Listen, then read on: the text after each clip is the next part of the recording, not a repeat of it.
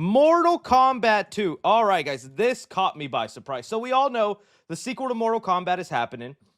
And I've been very excited for it for plenty of reasons. One, because we're having Johnny Cage as essentially the main character. That trailer they put out basically spells it out that Carl Urban is our main character for this movie. And if you were a Cole Young fan, which I was, number one Cole Young fan here, he's most likely dying in a Blades of Glory in that, well, not even in a Blades of Glory, in a probably disastrous, embarrassing way within the first 5-10 minutes of that movie. But that trailer, that spelled fun to me. I know the first movie wasn't anything amazing and whatnot, but I was like, looks like they're going in just kind of a fun route. They're keeping the R-ratedness. It's action-packed, and it was going to be coming out October 24th, right? I'm seeing that right? Yeah, October 24th of this year, and I was just like, let's do it. Let's do it. Well, they announced today that Mortal Kombat 2 has now been moved to May 15, 2026. Huh? What?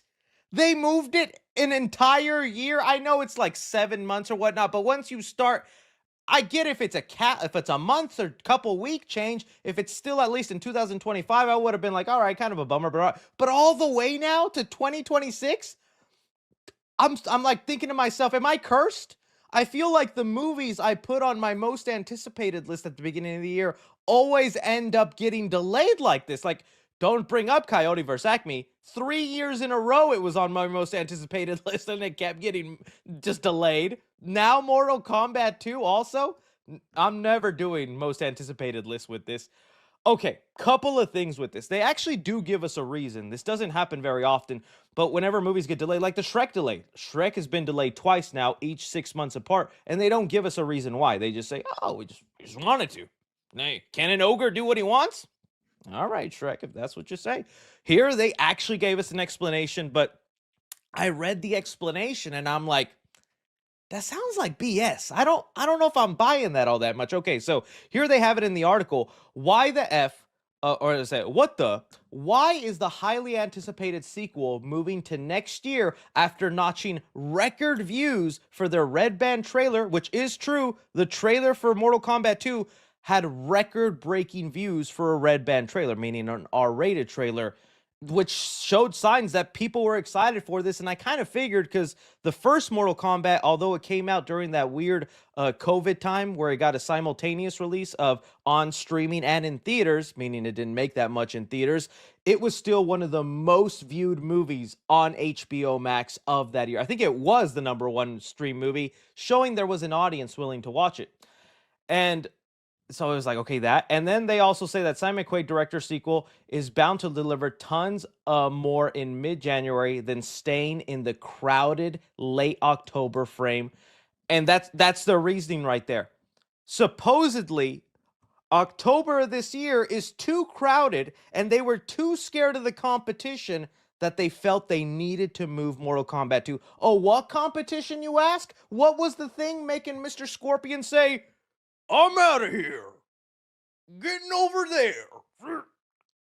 Oh, first off, we have 20th Century Studios' Jeremy Allen's White Bruce Springsteen movie.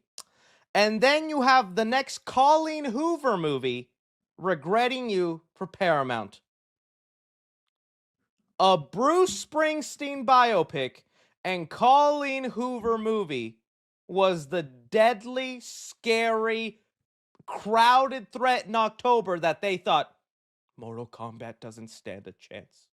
Do you know these Bruce Springsteen fans? They will kill us. How much did that and I'm not trying to hate on Bruce Springsteen. I like his music. No hate on that. But like the Michael Jackson movie at one point was going to release in October. If it was the Michael Jackson movie, I totally get it. Michael Jackson is going to make all sorts of money. That is competition. A Bruce Springsteen movie? What's that Timothy Chalamet movie that came out where it was what was that called? Does everybody remember that movie? What was it called? What was the Bruce I got Timothy Chalamet. What was the movie he just okay, A Complete Unknown. This was I feel like I'd put that movie on the same pedestal as like a Bruce Springsteen movie. It was about Bob Dylan. I think to me that's like about the same level of famousness and what. How much did that make at the box office that it was that deadly scary? I mean, I'm about to be like proven wrong. Okay, 140. That's a little decent. I don't think that's scary money though, and that's what the Bruce Springsteen movie might make. And if you look at October as a whole, I was like, October's kind of a dead zone this year. I was preparing all my spooky content this year, and I'm looking at the movie calendar for October, and I'm like, yo, what the heck? There's like nothing really that exciting coming out, at least in theaters. There's a couple of things. So like there is going to be, let me see if this is even good stuff. Like we do have movies like Good Boy. We got Shelby Oaks. We Smashing Machine with Dwayne Johnson, that A24 movie.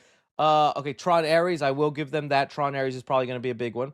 And then where's Black Phone? I'm trying to look for where Black Phone is. When does Black Phone 2, which is probably I think the closest competition Mortal Kombat had, but I still feel like although those are rated R, it's different enough and not that gigantic of a threat. And that was about it. Everything else, it did not seem like a crowded month. It didn't seem like something so wild that they had to get away from. It's not like if FNAF 2 was coming out in October, which I still don't know why they didn't, maybe because of Black Phone 2. If FNAF 2 was coming out in October, I'd understand why Mortal Kombat would want to move out of that space. But I'm like, I think you guys were actually perfectly set to win the month of October. And what even found it more surprising is they said that Halloween was also a factor, the holiday, not the movie. They said also Halloween is the next weekend. And well, it's not so vibrant time at the box office. Is that true? Is Halloween not a time where people go to the movies?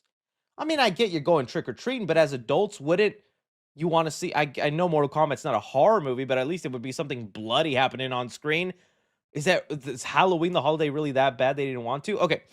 So then let's look at the date they decided to move it to, May 2026, right? So May 2026 movie calendar. I'm looking at it and I'm thinking, oh, you just set yourself up for even more competition, dude. What was that? January, February, March, April. Okay, it said May, right?